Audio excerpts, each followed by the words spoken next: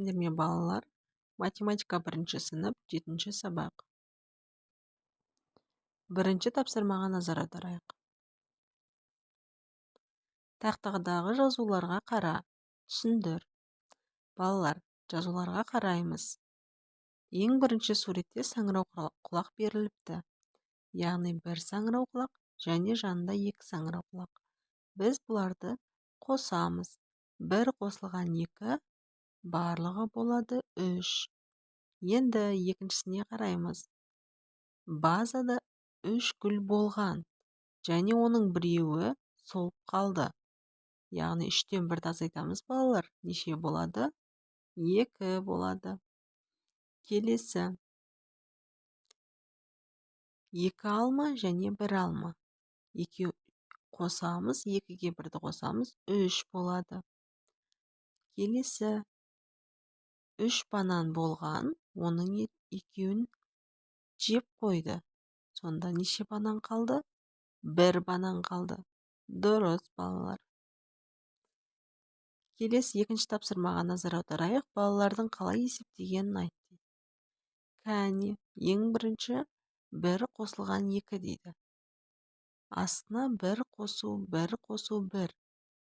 Яғни бұл қыз бізде балалар 2 санын бөліктеп қосып тұр. Яғни 2 дегеніміз ол 1 мен 1-дің қосындысы 2 болады. Соны бөліктеп қосып тұр. Яғни 1 қосу 2 тең болады 3. Және астындағы 1 қосу 1 қосу 1 болады 3. Енді мына ұл баланың шығарғанын көрейік. 3 азайтылған 2 дейді. Неше болады балалар? 1 болады. Енді астына қараймыз. 3 азайтылған 1 азайтылған 1 дейді. Бұл бала 2 санын бөліктеп азайтып тұр. Яғни 3-тен 2-ні азайтсақ 1 болады. Және 3 азайтылған 1 азайтылған 1 болады. 1 болады. Келесі 3-ші тапсырмаға назар аударамыз. Сандардың қосындысы мен айырмасының мәнін есепте дейді балалар. Бұл өте оңай есеп, балалар. Кәне 1 қосу 1 болады 2.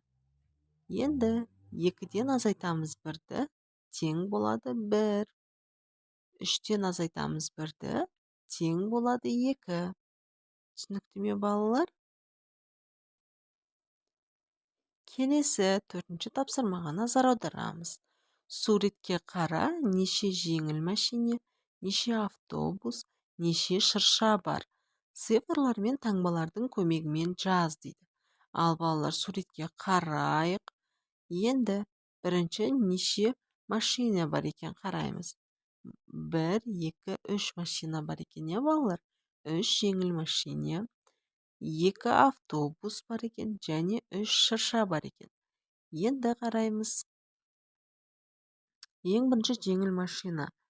Жолдың бір бетінде 2 машина, келесі бетінде 1 машина бар екен. 2 қосу 1 деп жазамыз балалар, тең болады 3. Енді автобусты қараймыз. Жолдың бір бетінде 1 автобус, екінші бетінде 2 автобус. Яғни 1 қосылған 1 болады 2. Енді шыршаны қараймыз балалар. Бір бетте 2 шырша, келесі бетте 1 шырша. Яғни 2 қосу 1 болады 3. Балалар, сендерге түсінікті болып жатыр ма? Келесі 5-ші тапсырма. Суреттер мен жазуларды салыстыр дейді. Қараймыз балалар. 2 қосылған 1 тең болады 3 деп жазыпты жазуда. Енді суретке қараймыз. Бұл жерде 2 ұл бала және 1 қыз бала берілген. Енді 2 ұл баланы біздер 2 деп жазып аламыз. 1 қыз баланы 1 деп. Сонда барлығы болады 3. Енді астына қараймыз. 1 қосылған 2 тең 3 дейді. Келесі суретте бізде 1 қыз бала, 2 ұл бала берілген. Яғни 1 ол біздің қыз баламыз, қосылған 2 ұл бала болады 3 балалар болады. Балалар, сабақ түсінікті болды ма? Сабақ ұнаса, түсінікті болса, каналға тіркеліп, лайк басып, комментарий жазуды ұмытпаймыз.